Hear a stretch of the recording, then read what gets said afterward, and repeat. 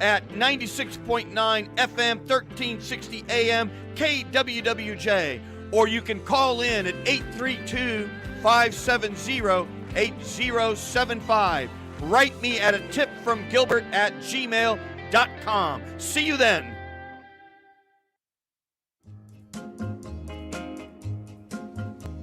When this old world starts getting me down and people are just too much for me to face,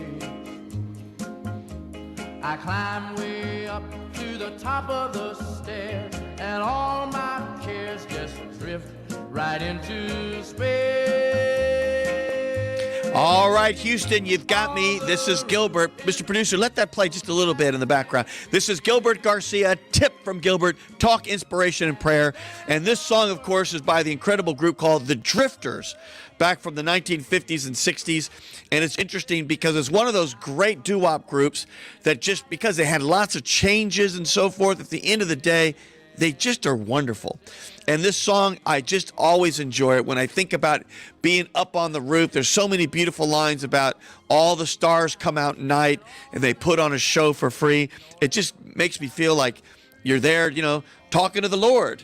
You're there talking to something greater as you stare into the greatness and glory of the stars. So let's go ahead and turn that off there, Mr. Producer. And so here we are. It is the day before Election Day. So I want to tell everybody, please vote, vote, vote. This is Gilbert Andrew Garcia saying, vote, vote. So there you go. Thank you, producer. Well, thank you for that. So we have a guest today. Mr. Producer, you're going to find this very interesting. This is Miss Angelita Sampaio, but she allows Houston to call her Angel. And she is one of the founders or one of the main persons at Emancipet. And before we talk about Emancipet, Angel is like, there's that song by Johnny Cash. And so Angel is with us from Houston via Albuquerque, Indiana, Brazil, Costa Rica. I mean, remember that song? Maybe you don't know it because you're too young, but Johnny Cash had this song where he mentions all these towns. He goes, I've been everywhere, man. I've been everywhere. Yeah. Well, you've been everywhere. I have. What's your favorite place? Brazil. And why? Oh, there's so many reasons why. I think it's such a unique place. I love the culture, the language. I love the beaches. I love the food, and I love Carnaval. It's a big thing too. Right now, it's actually Mardi Gras Carnival time in Brazil. Wow. Well, let me ask you. I mean, you kind of have that international look. I do. So, I mean, right? I mean, don't you think you do? Oh, definitely. And I'm fluent in Portuguese, so when I am in Brazil, people assume I'm Brazilian.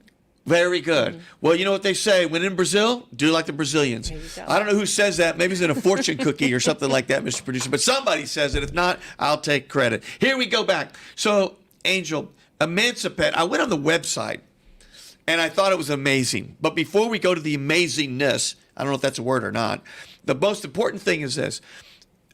The animal care in this city, in this country, stray animals are such an issue. Mm-hmm. I go around the community and I hear people talk about stray pets running around, and people don't feel safe sometimes. These animals are hungry. They're not, they're diseased, all of these things. And what do you see from your standpoint about that issue? Is it real or is it more myth? It's definitely real. So I moved here from Los Angeles in 2006, and I immediately found stray dogs all over the street. So I lived in the Heights, I lived in Montrose, and I would just find stray animals, and I did not understand where they were coming from. So I started volunteering with Friends for Life and then Rescued Pets Movement, and I started fostering with them as well, and came to learn that a lot of things that are different here in Houston, one of the main things is our weather. And so animals breed year-round, where you go somewhere like Colorado, Minnesota, and they don't have the same kind of issues that we have here. So year-round breeding, and we do not really have spay and neuter regulations and laws like a lot of the other places do. Some people have laws? Yes, they do. And like, what does the law say? You must do it? Or? For example, so RPM, Rescued Pets Movement, they pull animals from the city pound here from BARC, and then animals that are in the euthanasia list, and then they transport them to Colorado, because Colorado does not have the overpopulation that we have here in Houston. They have the opposite. They actually have a shortage in all the shelters. You cannot find puppies in kidding. shelters. Yes, you cannot find a lot of animals that are adoptable. And And so they transport animals every single week to Colorado, Minnesota, and a few other places. But they do have regulations. So, for example, some people are required to actually spay and neuter their animals. If an animal is a stray and found and picked up by the city pound, they require them to get spayed and neutered.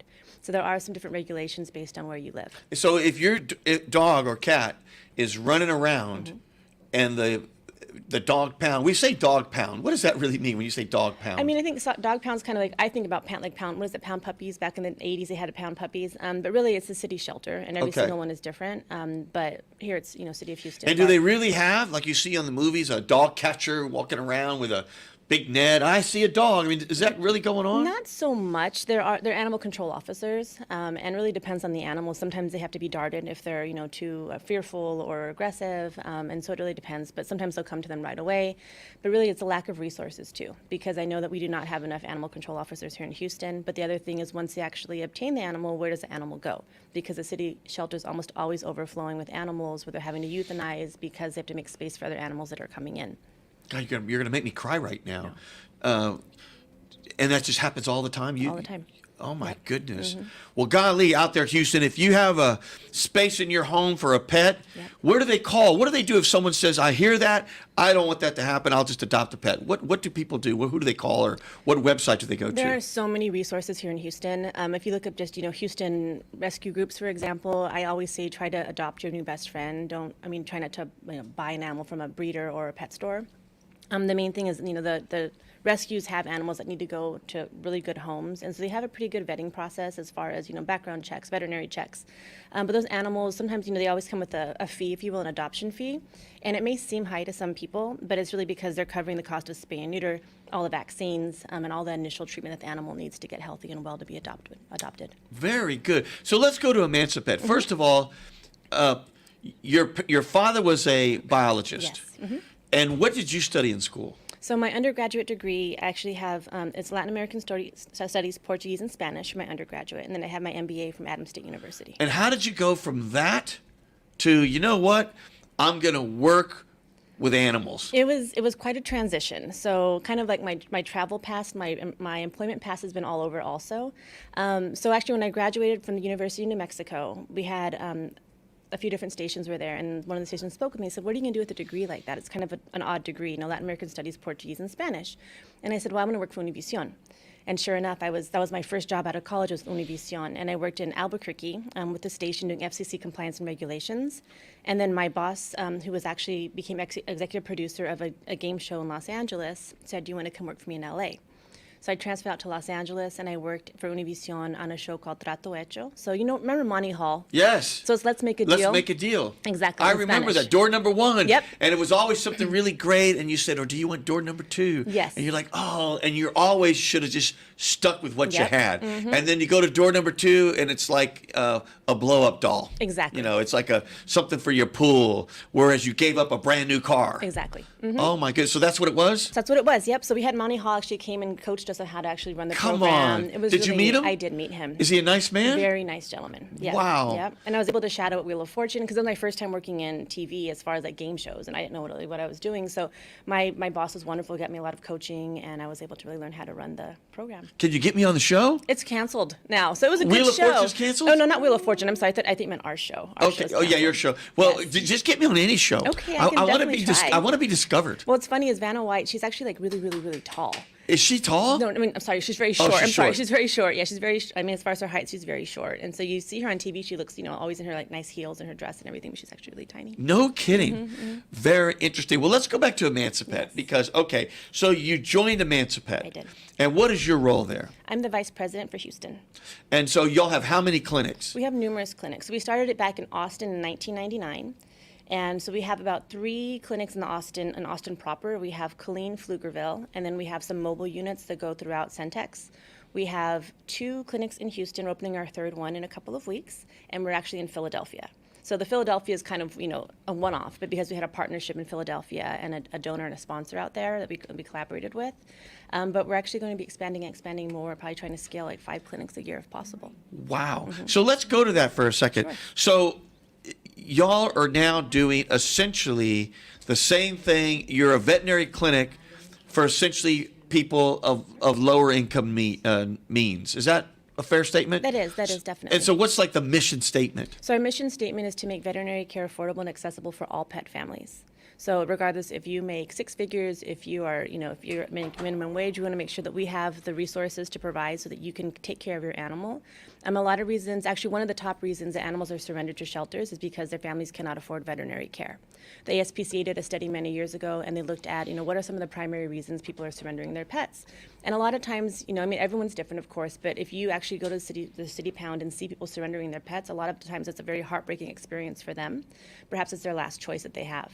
And so seeing that and knowing that access to veterinary care, also access to, specifically spay and neuter, because if they don't have access to that, then their animals are reproducing, Right. and then those animals are perhaps, like they're stray animals, or they just, they get sick from parvo distemper, disease spreads, and then it becomes a community health issue. And it's expensive because you got to. A pet is like a person. Yes. And you got to feed them, and you got to take care of them, and they get cold in the wintertime, they get sick.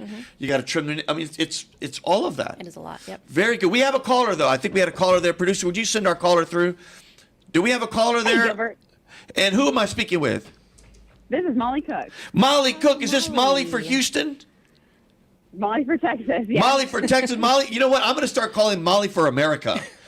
I think we need you for America, Molly. So I know you've been on the show. Everyone here in Houston knows Molly Cook. You're running for Senate District 15. Tell us what's going on out there. And when you're knocking on doors, well, let me go. How many doors have you knocked on? I personally got it was something over 1,500 the other day, but the team has knocked on over 60,000 doors, and we have only ramped up in the last few days. Oh, that my number will be goodness. much higher by the end of Tuesday. And what? Well, listen, you're getting applause from my studio audience. Let me ask you this. So, what is the number one and number two issue when you're out there and people say, Molly, I'm glad you're here because blah? It's funny. Every neighborhood is different. The district is really diverse in every sense of the word, which is very exciting. But I do hear a lot of concern from people over voting rights. People are very, very concerned about having access to the vote, being able to vote with ease across demographics, across ages. And then really the second one comes down to active representation. People want to see and get to know the people that represent them. They want to see the work that you're doing for them, and they want to feel that they have access to them. Those are the two biggest things that keep coming up. So you're running against the dean. You're running against the dean. Let me ask you this. What are people saying? Does anyone even know him? Some people, surprisingly, some people don't know him, which I really can't believe after a 49-year, career in politics. And then some people do, and the opinions vary. But, I do hear a lot of folks, no matter how old, no matter how young, saying that they are ready for change. They're ready for change. Well, I tell you what, sometimes change can be good. If there's ever a time, it's now. Because if you look around, we just got to do better. Somehow we just got to do better. Well, I have a guest here, Miss Angel Sampaio with Emancipet. What do you hear? Do people say things when you're out there knocking on doors about, I just see these stray animals everywhere? Not as much that I have heard from some of the neighborhoods that I've been in, but I will tell you that when I was door knocking for I-45, I got bit by a dog. So, no kidding. That is a real problem, and I think people don't always connect that it's a public health issue, but it really is for pets and for people. Well, tell everybody your website there, Molly, if they want to contribute or sign up to volunteer. Election day's tomorrow. I've been telling people, vote, vote, vote. Tell everybody where they go. Yeah, and polls are open 7 to 7 tomorrow. I'm telling people, pick a location that's close to your home that isn't super popular to avoid lines. But if you want to meet me, I'll be at West Gray tomorrow, 7 to 7.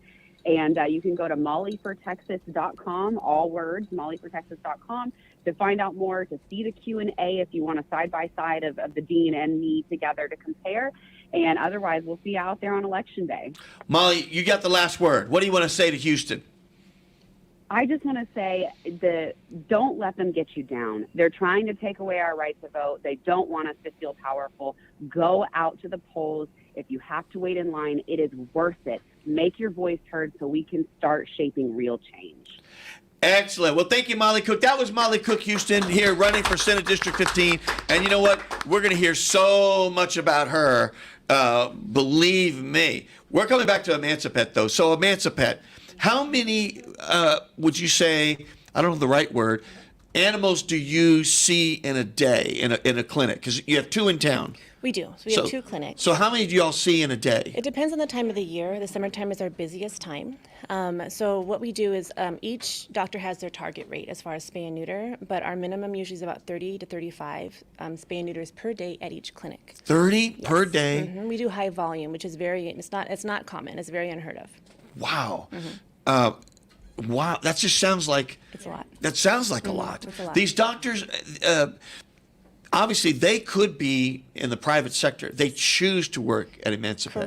Correct. Yep. How wonderful. It's the mission. It's the fact that they can finally say yes instead of having to have barriers or having to turn somebody away, which is different than a lot of other places with full service. Very interesting. We have another caller. Caller, you're here with a tip from Gilbert. Talk to me.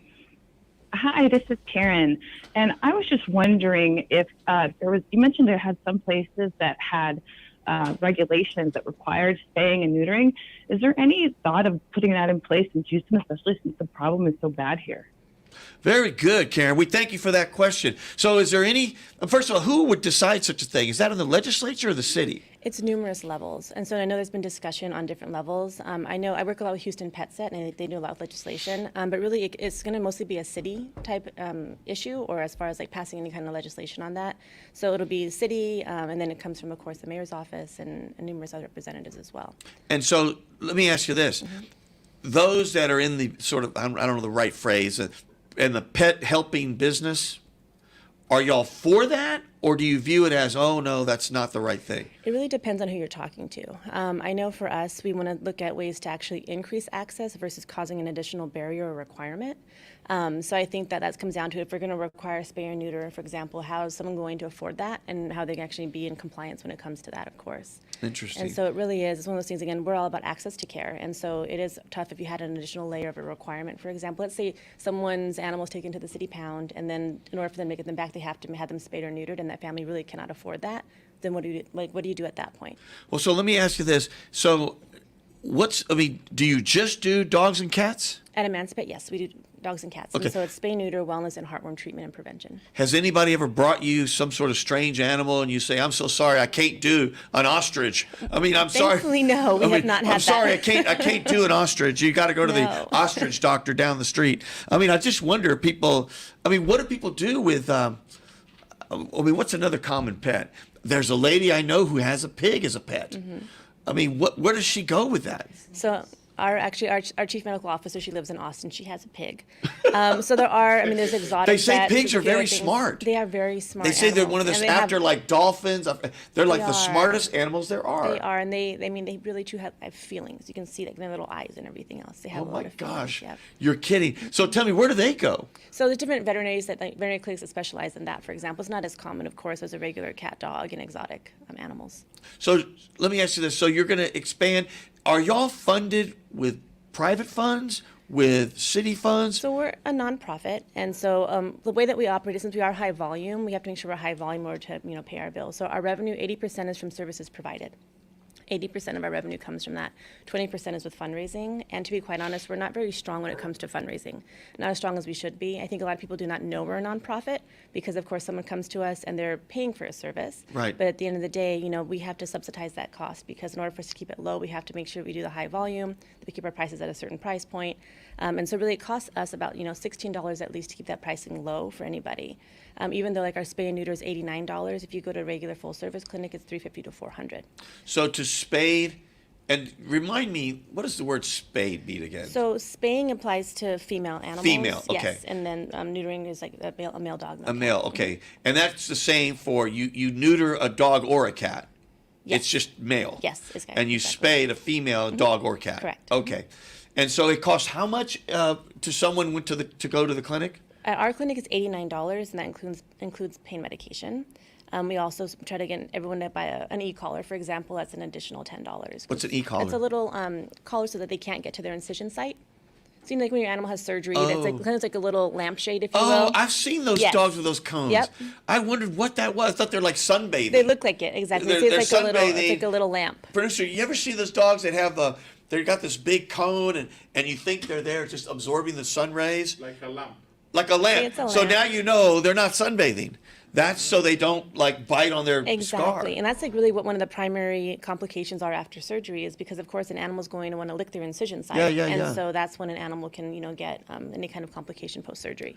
And so we make sure that we really highly encourage our clients to get a cone, and sometimes if they can't afford it, we can help with that. But and there's stitches, right? yes, they're sutures. Yeah, So everyone's different. Ours are dissolvable sutures that dissolve. Is a suture a stitch? It's similar, yes. It's just kind of the way that it's done is different. I see. Yeah, And so you don't have to cut them out afterwards; they just dissolve afterwards. you sound like a doctor yourself. I wanted to be a vet. To be quite honest, when I was in high school, I really wanted to be a veterinarian. So growing up in Albuquerque, we lived a little bit north of the city. We were actually kind of close to some of the Indian reservations that were out there, and a lot of animals were dumped in our neighborhood on a regular basis. And Dump means somebody just said, just abandon them. just throw a piece of something out there. They get out of the car and then they just drive away. Pretty much, yep. So You got to be kind of just a heartless person to do that somehow, It's right? really heartbreaking to see that. Yes. And that's why I wanted to become a vet when I was younger. So I actually shadowed with our local vet, who's more of a country vet. But it was too emotional for me and just very heartbreaking in the sense that it's not just, fun surgeries every single day. Sometimes, sometimes people will come in and actually have their pet euthanized because they don't want to keep them anymore. Or At Emancipate? No, not at ours. Oh, I was gonna say, oh my no, not gosh. ours. So, Okay. when I was younger, when I was in high I school see. and I was shadowing a doctor, a veterinary, he had a veterinary practice close to our home. But the nice thing about Emancipate is we don't see that because if you see the opposite side, we see people that are coming to Emancipate waiting hours sometimes to be seen because they love their pet. And so that's what I love. We don't do euthanasia, for example. We do all just wellness services, so spay, neuter wellness, and then heartworm treatment. And one thing for me is, I worked a lot in rescue, and I fostered more than 200 dogs for RPM, mostly like mamas. You fostered 200 dogs? Like More than 200. Like in at your this point. home? Yes. Mhm. Oh my Yeah. gosh. Yes. I mean, not at the same time. Not at the same time. Okay. So I have 3 dogs of my own. They're all 15 and a half years old. Oh, and my I brought goodness. them from Brazil 15 and a half years ago. Oh my goodness. So when I foster, my dogs do not like a lot of other dogs, so I have to make sure that I do it very carefully in Yeah. the sense that I always foster either small puppies or a mama with newborn puppies, and they're kept in a separate part of my home away from my dogs because I don't want to have any kind Right. of tension or issues. Well, let me ask this. So when someone fosters a pet, do they know how long they're going to have the pet? It depends on the rescue group. So again, the reason I foster for RPM, Rescued Pets Movement, is because it's very short term, and that's the group that sends all the animals to Colorado. And because they have weekly transports, depending on the age of the animal, normally you'll have them maybe for like 1 week to a couple of weeks, because they have to get all their shot series before they actually travel. So, for example, And you're in charge of their food and everything. so the rescue normally provides some of that, and then if you can, pay for it yourself, they prefer that, of course, because they are a nonprofit as Right. well. And so they will get you set up with some of the initial supplies, but they need potty pads, puppy food, and then puppy pens and a few other things. But really, it's just about opening your heart and your home to that animal, because you can truly be that difference between the animal being euthanized, put to sleep, or to actually having a beautiful life in Colorado with an amazing family. Golly. And it doesn't take a lot. It does not. It does not take a Especially lot. if you have children. The children will love them and will just play with them. And it's a really good experience for kids too, I think, because they can understand like how much of a difference they can make by doing a small act of kindness, right? And it's a very short amount of time to dedicate, to an animal. And a lot of times, really with puppies, I mean, they're in a puppy pen, they're playing, they're doing their thing. You feed them, you clean up after them, but that's all you really have to do, make sure that they're healthy and happy. And it is hard to say goodbye when they do leave. At the same time, for me, I know that I've done my piece in their rescue journey, and that what they're going to have in their future is, a wonderful life ahead of them, which if they had stayed here in Houston, and had been euthanized, obviously it would be the opposite. And I'm very fortunate where a lot of the people who have adopted my former fosters stay in touch with me. And I'll see photos of my fosters like on a boat, on a plane, or just living the best life, going on hikes. And just to think that they've went from being a forgotten animal here on the euthanasia list to being someone's forever animal, for me is just beautiful. Well, I'm not a cat fan. I know you told me that. But I'm a dog fan. And the beautiful thing about dogs is, I don't know who came up with man's best friend. At the end of the day, when you look in the eyes of a dog, you can like see their soul, Yes. right? I mean, you know this is a creature from God. I mean, this is like a living, beautiful thing with feelings. And I don't mean feelings like if you hit them, they hurt. I mean emotional feelings. Am I right? You're right. And, they do say that, if you look at the word dog and you spell it backwards, what does it spell? Oh, my gosh. Who came up with that? I didn't. I wish I could take credit for that. Oh but my that is goodness! not Well, me. I'm going to take credit right now. Yes, if you you can. if you spell it backwards, it's God. Well, you know what? It's sort of God's gift to humanity. It is. To really, because when you're down, it's strange. When I see my kids and they're sort of down or something, the dog knows. They do. and will come and just for no reason, just cuddle up to him and just start just laying on him. We'll just do that to show this affection. It's amazing. Well, let me ask you this. So when people come, do they have to qualify, or they just come in and no questions asked? No questions Here asked. it is, $89. Exactly. And our thing is, again, the access for all people, right? And, we don't know if someone, for example, has a mother who is terminally ill with cancer and has really high medical bills. We don't know what someone's background is, or maybe they just want to, be able to save some money on the end of spay and neuter and wellness so that they can provide something else for their pet or somebody else. And so for us, if they're there at Emancipet, we want to be able to serve them and help them regardless. So we don't have any kind of income qualification or anything. So there's no test. No. There's no sign something and No. you certify this. It's just come in because we help. Exactly. How wonderful. Well, what's the difference in between dogs and cats? Is it 50-50 or? As far as our clients that we see? Yes. No, we see more dogs. Really, as far as wellness, we definitely see more dogs than we do cats. And as far as spay and neuter, it's pretty comparable, really. I mean, as far as the way that we have it broken down is with the 30 to 35 surgeries a day. Obviously, it's a mix of like large female dogs, because that's very time consuming. Large female dogs take the most time. It's really tedious for a doctor to go and do that, where a male cat neuter is done in like a few minutes. Interesting. So you have to make sure you have that perfect mix, so the doctor, of course, and the rest of the team are able to accommodate. What makes a large female dog so? Is it something physiologically about them? There's many more layers that the doctor has to go into, and then the way that they're suturing and tying, and then sometimes the larger females have like more fat, for example, or so they may bleed a little bit more, and so there's a lot of components when it comes to why it takes longer. But really, when you're looking at a large female dog, especially if they've had puppies in the past, there's something called a pyometra, which is an infection of the uterus, which fills with pus a lot of the time. So a lot of animals, or female dogs that are not spayed, can become sick with the pyometra. And what we do is, basically, if you have your animal spayed, you can avoid a pyometra. And a pyometra, when it comes to that point, if that explodes within the animal, they'll become toxic and many times die. And so that's why we always try to encourage as many people as possible to get their dogs, especially females and males, but the females spayed at a certain age, because that way it avoids the pyometra from happening. But you wouldn't know that until later, so right? It's not like you see the swelling, or do you see some sort of swelling? So people actually refer to us from full-service doctors a lot of the times, because that can be very costly. It can be $800 to $1,000 sometimes to have that treated, where we just treat it as a regular spay. It's more time. You have to, it's more work, as far as that's being done. But until about 3 months ago, it was the same cost as a spay. Now it's a little bit, I think it's like $20 more than it was. Than the That's a regular bargain, service. though, It really. still is. It really is. Wow. Well, let me ask you this. So then, is there like are they there on a bed, or is it like when you think of a hospital, this is how little I know.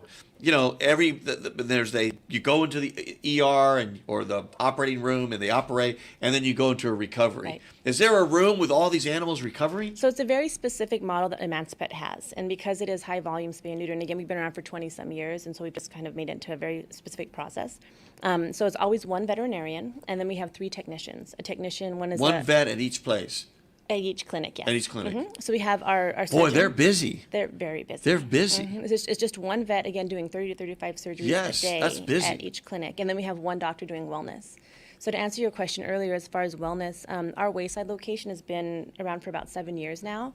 During the summertime, we'll see 100 plus visits per day. And what that means is visits is just for people coming in for wellness. They're coming in for their vaccines, they're coming in for a heartworm test, or heartworm medication, or flea prevention. And so we'll see 100 plus per day as far as visits at the Wayside Clinic alone. So that's a lot. Normally about 120. And our wait time to see our doctor in the summertime can be 3 to 4 hours, because we do not do appointments for wellness. We just do walk-in.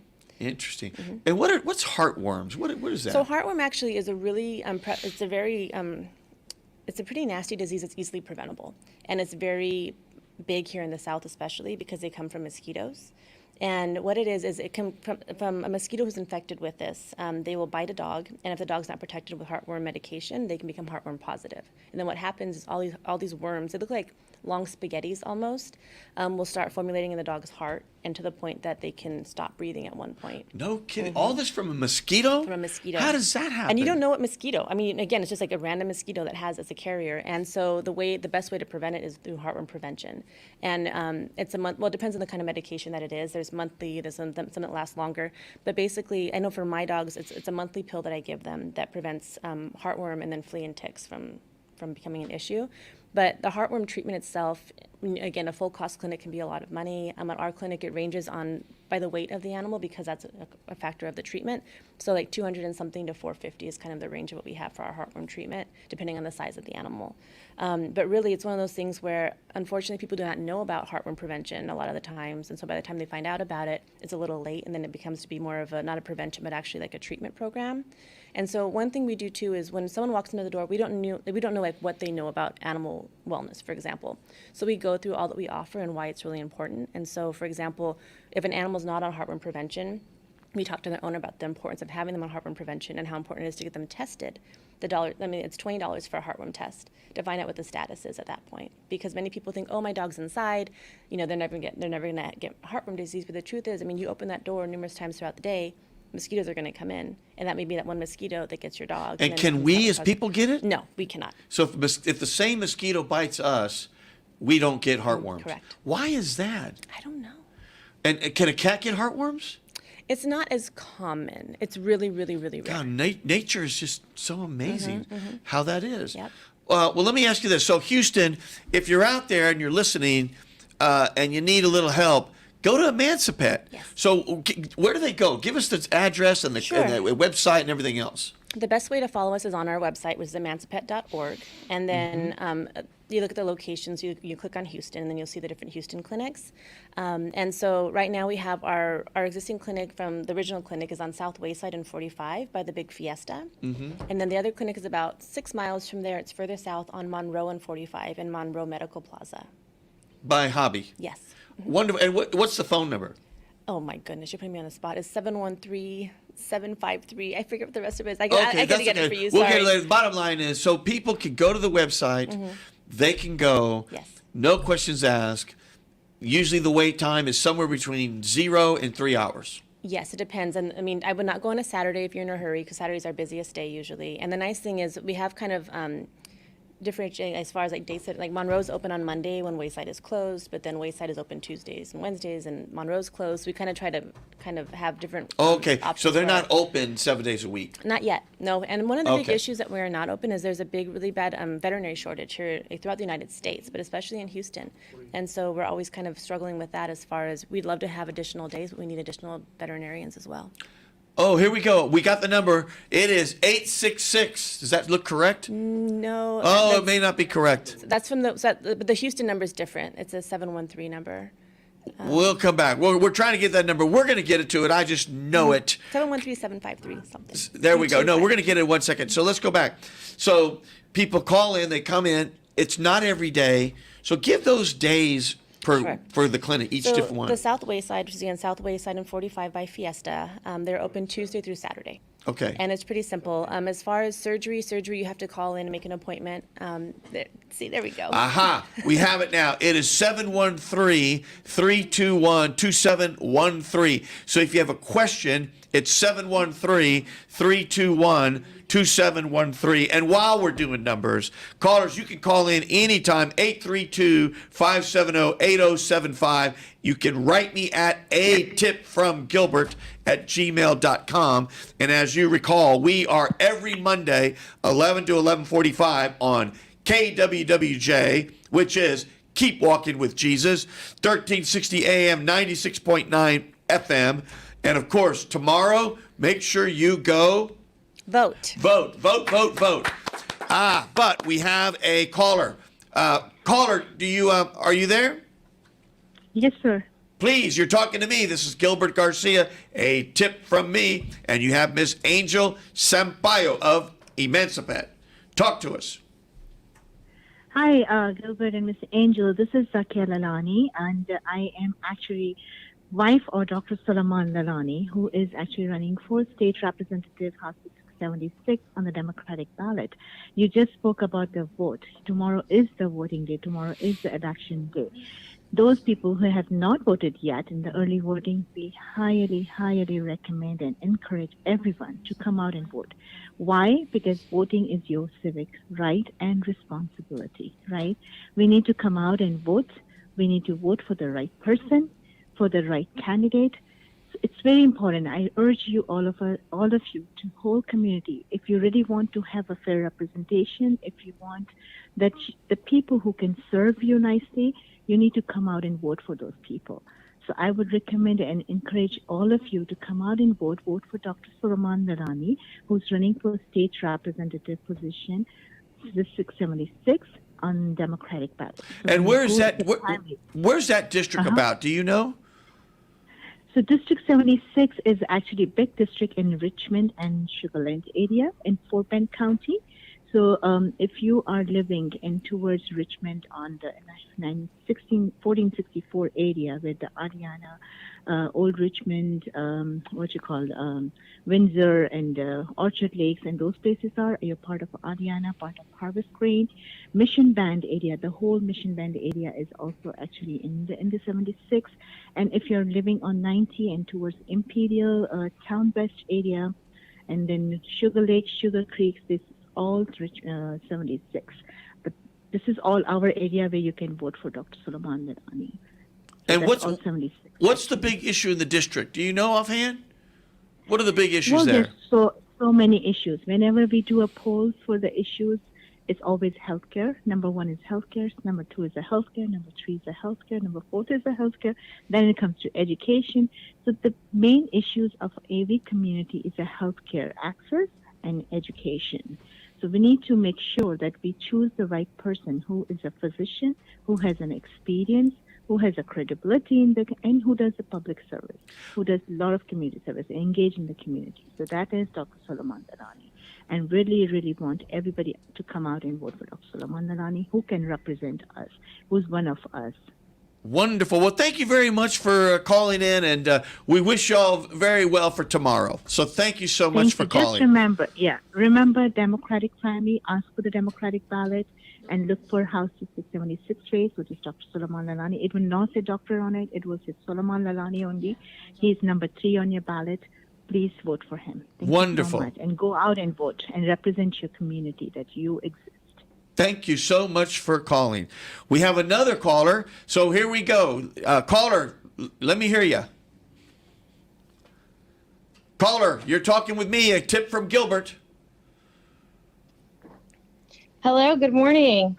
And who do we have this morning? This is Dolores Lozano. Dolores Lozano, you mean the Dolores Lozano? Yes, this is the Dolores Lozano. How Oh are you my doing goodness. this morning? Well, tell us about your race and where are we? Now you come from a long standing family of public service, right? Tell us about your Yes. mom. Yes, so my mom is the chief deputy at Precinct 6. She's been in law enforcement since as long as I've been alive. I like to say I grew up in the back of her patrol car. So very, very grateful to be raised by such a strong woman. And my dad, he's a carpenter. He's been part of the unions for a very long time. They're really passionate about our community. And I will be the first in my family that will be elected into office and looking to become the first woman, first Latina to serve as the next Harris County Justice of the Peace in Precinct 2, Place 2. Well, tell us this. Now, explain to me, what does the Justice of a Peace do again? So a Justice of the Peace deals with a variety of cases. The most important buckets are eviction cases. We also deal with traffic tickets and truancy cases. Truancy deals a lot with our children. I'm very passionate about quality education, and I want to ensure that in this position, I give families a voice, students a voice, and the overall community a voice. I want to ensure that our kids are not put into the system at an early age and that our families are not kicked out without proper representation. Well, let me ask you this. I'm sure it was probably your mother that inspired you to run for office. Who else has had a big big moments in your life? Who else has really inspired you for things? I think there's been a lot of inspiration. One, as a survivor of domestic violence and having to give voice to the voiceless and really wanting to ensure that everyone has a seat at the table or at least has a voice at the table. So I'm very grateful for a lot of elected officials that serve us today that have broken the barriers to getting on the ballot. So I want to give a shout out to Representative Christina Morales, Constable Sylvia Trevino, as well as Congresswoman Sylvia Garcia and State Senator Carol Alvarado. Wonderful. Well, we're going to give you the last word. So what do you want to say to Houston right now here in the 11th hour before Election Day? Please, please, please get your voices heard. Don't miss your chance to make your voice heard on the ballot. The polls are open tomorrow from 7 a.m. to 7 p.m. There is a ton of polling locations, so don't miss out. And please vote for Dolores Lozano for Justice of the Peace in Precinct 2, Place 2. Go all the way down the ballot. There's a lot of incredible people on the ballot. And so really, really hope that everyone shows their civic duty and makes it their way to the polls tomorrow. Dolores, thank you so much for calling in. You're here with Thank a tip you, from Gilbert. Gilbert. You're very welcome. Thank you for calling in. So we're going back to Emancipate. And you know what? Did you remember the show Carol Burnett? The Carol Burnett Show? Yes. I remember it was on Nick at Night when I was Is it Nick at Night? Nick at Night. Oh, well, there you go. Well, Carol Burnett, of course, was a comedian, and she had just a fantastic show. And at the end, she'd always sing the song, "I'm so glad we had this time together to have a laugh and sing a song." And it keeps going. Just before you know it, comes the time we have to say, "So long." You ready for this? It's 45 minutes. It is? Yes. How? That's what happens on the How is show. so fast? I know. When Oh you're my having goodness. fun, it goes like that. Yes. It goes like that. That was really So quick. that's why before we have our closing song again, which was written by Carole King and her husband, I want to make sure we give the critical information to Houston. Yes. So if you wouldn't mind saying again, in addition to make sure you vote tomorrow, give us hours of operation, where to go, the phone number we'll read again, and it's spay, neutering service, ring. Just go through the whole thing. Let's make sure everybody knows the website so we can really do our part to give these animals a wonderful life that they deserve. Perfect. Okay, so the main source is emancipate.org, and then, of course, searching for the Houston locations. Our number is 713-321-2713. Thank you for that. And actually, we have a call center, and so all the calls are filtered, and then, of course, they're going to be able to help you in Spanish. Everyone on our call center speaks Spanish. That's a really big thing, too, and most of our staff speak Spanish as well. Again, the access to care, right? And as far as services, wellness, which is regular vaccines, heartworm prevention, flea tick prevention, nail clippings, and a few other services, and then spay and neuter is by appointment only. Wayside is open Tuesday through Saturday. Monroe is open Monday, Thursday, Friday, and Saturday. But of course, if we have any kind of cancellations or changes to our schedule, that'll be on our website. Also on social media, our Facebook page. We're pretty active on Facebook. So there's numerous pages for every single location of ours. So definitely follow the Facebook Houston page and, of course, Instagram. And so, of course, you can go for the services, or if you need information, I'm sure they can get it to you about adopting a pet, because we need foster parents of pets. Is that the right word? Foster Yes, parents of pets? yes, exactly, foster To parents. really help these animals through their transition as we try to find them homes in Colorado and other places that have shortages of pets. Exactly. So please call Emancipate. They do great work. You guys have a gala or anything coming up? We do have a Tell us. gala, yes. So it's actually our 7-year anniversary, and it's our first gala this year. Do you know Tracy Faulkner? I do not. Okay, she's a wonderful philanthropist. She's my co-chair, and so it's going to be a lot of fun. We're having the kickoff party on the 11th of March, and then the actual gala is on May 12th, and that's our first. It's the 007 theme because it's our 7-year, and it's James Bond, and we're having a fashion show. It's a pet fashion show. It's going to be a lot of fun, and we're honoring Tina and Tama with Houston Pet Set. We're honoring Councilmember Gallegos, and we're also honoring Unity for a Solution. Wonderful. So give it one more time. So the event before the event is when? The kickoff party is on March 11th. Kickoff party March 11th, and the actual then is it a gala? It's a gala. It's Yep. a gala at night. Our 007 gala is on May 12th. And where is it at? What That's hotel? going to be at the Bell Tower on 34th Street in the Heights. Wonderful. So there you have it. Yep. We are here with Emancipate. They do what I can only describe as the Lord's work. Because caring for others, there's a direct correlation between people who care for animals and people who generally live a wonderful life. And so we're very grateful for all the work that they do. We're going to hear this wonderful song, Up on the Roof by the Drifters. And Mr. Producer, you'll be happy to know that I love that part about, let me just get back to it. Well, here, you can just listen and soak it in. And imagine yourself in a big city on the top of the roof, getting away from it all. Let me tell you now, when I come home feeling tired and weak, I go up where the air is fresh and sweet. On the roof, I get away from the hustling crowd and all that rat race noise down in the street. On the roof, the only place I know where you just have to wish to make it so. Let's go up on the roof. Up on the roof. I wish I could write a song like that. I mean, what talent. What talent. All right. We're here with Facebook now, and we're going to have our last few minutes. You can let that play through there, Mr. Producer. We just heard, of course, Up on the Roof. It's just one of my favorite songs. James Taylor, of course, did it. And it's all about just sort of getting away from it all. And when I think of it, I just think of sort of a spirituality of just meditating, relaxing, looking up at the great skies and marvel at this universe that the Lord has created for us.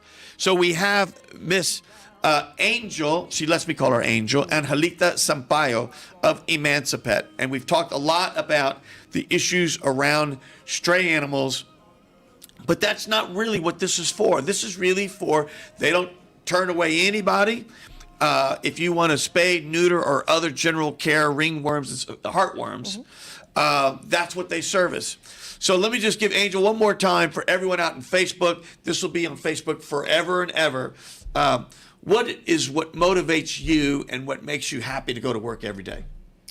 So when I started, my background is mostly in oil and gas, but most of my career was in oil and gas. See, oil and gas, spayed and neutered animals. I don't know. That sounds very different. Very different. But all my spare time was working with rescue groups and fostering and volunteering. And so I was trying to figure out what could I do to be happy every single day with my career. So I was online doing some research, and I ran into something called Ikigai. Have you heard of this? No. Ikigai. Ikigai. Ikigai. It's a Japanese philosophy, and it's called your reason for being. And so what it does is it couples your profession, your passion, your vocation, and your mission. All these 4 components and like how you come together. And what it is, it talks about, okay, so what it is as far as like, why are you here? What is your purpose? And for me, it's to help families keep their pets together. Because I know for me, I've had my personal dogs, 15 and a half years, and they've been there through thick and thin, through good times and bad. And they're my true best friends. And so for me, it's like, I can't even imagine what it would be to surrender them because I couldn't afford to take care of them. And so our mission is to keep families together and to break down that barrier of access to care for veterinary services for families, and especially families that cannot afford to go to a full-service clinic.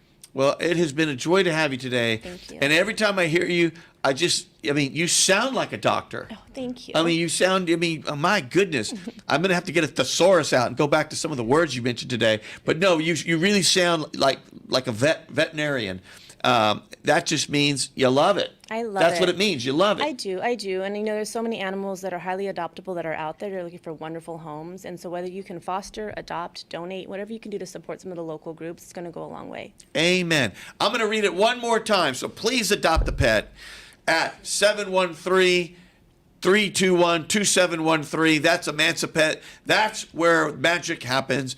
And so let me just sign off and say thank you to everyone out in the cyber world. You're here with me at Tip from Gilbert, Talk, Inspiration, and Prayer. We're here every Monday from 11 to 11:45, KWWJ, 1360 AM, 96.9 FM. And, of course, it's always 832-570-8075, a tip from Gilbert at gmail.com. Don't forget, tomorrow, very important day, so make sure you go vote. Doesn't matter. We have our own preferences. It doesn't matter whether you're Republican, Democrat, who you support, what race. The bottom line is make your voice heard. So we thank you, Houston, and we'll see you next week.